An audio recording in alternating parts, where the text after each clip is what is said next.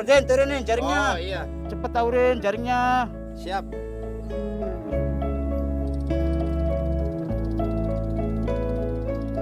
Inilah semangat para nelayan penguasa perairan laut Jakarta Utara. Dengan kapal kayu dan peralatan manual, 3 nelayan yang tak kenal risiko ini menerobos laut demi memburu kawanan ikan. Di balik gelora para nelayan ini, terselip sebuah kisah pilu yang sangat memprihatinkan. Seperti apa kisah dari perjuangan rupiah kali ini?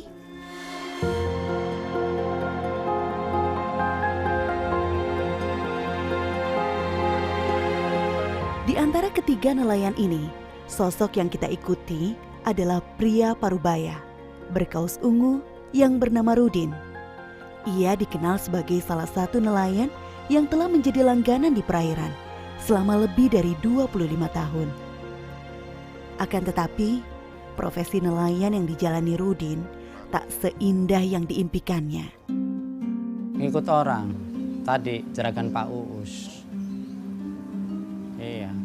Jadi Bapak sebagai apa Pak kalau di... Saya sebagai ABK. ABK-nya Pak Uus, jeragan Uus.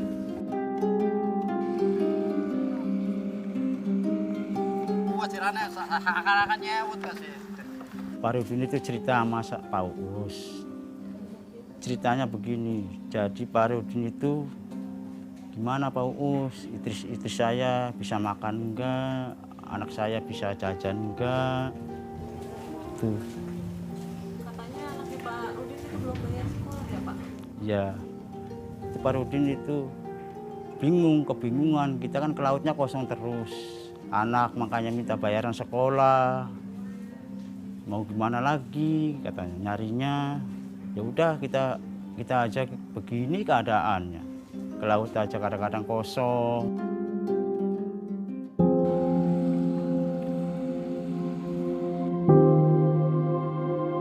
Kisah pertama yang dijalani Rudin sebagai seorang ABK. Kehidupannya tergolong pelik.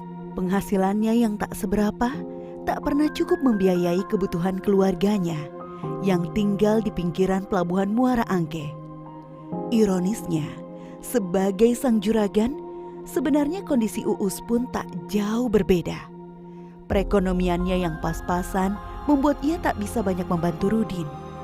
Satu-satunya jalan hanyalah memberinya pekerjaan lewat bayaran upah sebagai ABK kapal mencari ikan. Kadang-kadang satu hari itu dapatnya 50.000, nggak nyukupin. Maka kadang-kadang permodalan kan setiap harinya habisnya ada 200, kadang 150. Kalau berlayar sering nggak dapat ikan? Kadang-kadang ya sering, kadang-kadang nggak dapat ikan kayak gitu. Kadang-kadang dapat ikan. Berarti kalau nggak dapat ikan pulang bawa apa Pak? Iya, bapaknya cuman bawa kita hanya jalan kaki doang. Ya kalau jadi orang nelayan itu harus sabar, tabah. Kita mau nafkahin istri itu harus sabar. Gimana caranya kita bahagiakan anak-anak. Gitu. Ya istri saya juga jualan ikan lagi sepi. Zamannya zaman corona Pak Us, nggak kayak dulu orang. Karena mau ikan 2 ember juga kadang masih sisa. Sisanya kadang-kadang lebihannya bisa pada bungkang perutnya. Jadi nggak kejual lagi, kadang dibuang.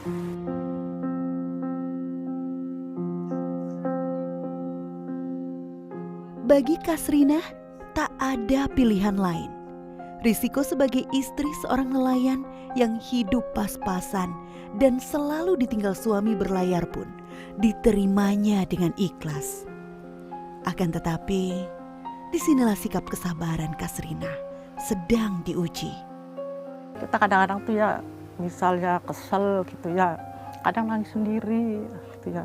Kita tuh jualan capek gitu ya, nggak ada penghasilan apa-apa. Kalau belanja ikan jam 7, berangkat jualan jam 3:30. Kalau pulang jualan ikan jam 11:30. Nah, saya tuh nggak pernah libur karena saya tuh butuh duit gitu ya. Misalnya saya nganggur terus gimana ya, biarpun saya badannya pada sakit tapi juga terus jualan, terus nggak ada libur. Demi membantu perekonomian keluarga, Kasrina pun ikut bekerja dari atas daratan. Dibantu oleh putranya, setiap hari istri Pak Rudin tersebut menghabiskan waktu seharian penuh dengan menjajakan ikan di pasar yang tak jauh dari rumahnya. Kasihan nggak sih ngelihat ibu kerja? Kasian, Kasihannya kenapa? ya kasian aja, capek, udah tua.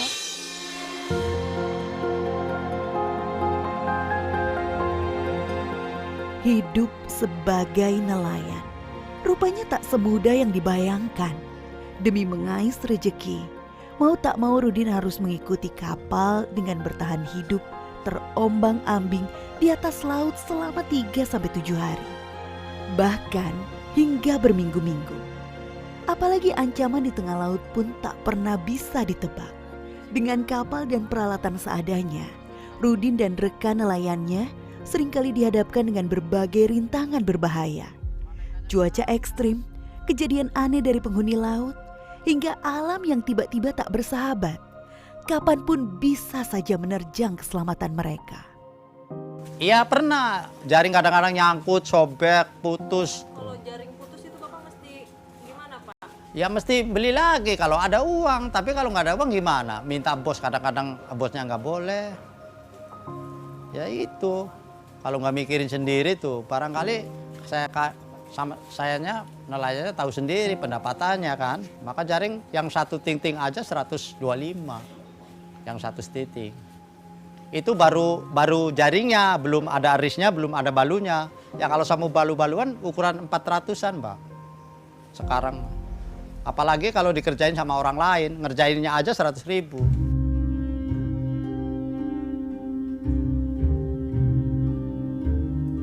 Iya pernah, jarakan saya itu pernah, kadang-kadang bocor, itu airnya banyak. Ya kita saitin. Sampai kadang-kadang ada teman saya sampai tenggelam, ketemu orangnya, kadang-kadang hilang 1, 2. Kemarin teman saya yang namanya Pak Sakut hilang sampai sekali, nggak ada orangnya. Jadi jasadnya aja belum diketemuin? Belum, udah lama ada, udah hampir 2 tahunan. Pernah banyak hujan, petir, darder, kanan kiri.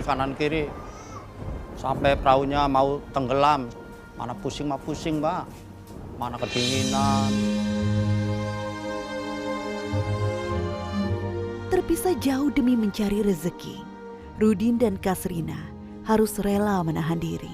Tetapi di fase inilah jiwa Rudis akan semakin berkobar. Ia nekat menerjang ombak dan menantang maut demi mendapat sekeranjang harta sebagai penyambung nyawa keluarga. Meski berat, ia terus melakoni pekerjaannya. Siang, malam, bahkan terik dan dingin tak jadi persoalan. Bahkan samudra yang luas pun rela diarungi Rudin demi menafkahi istri dan anaknya.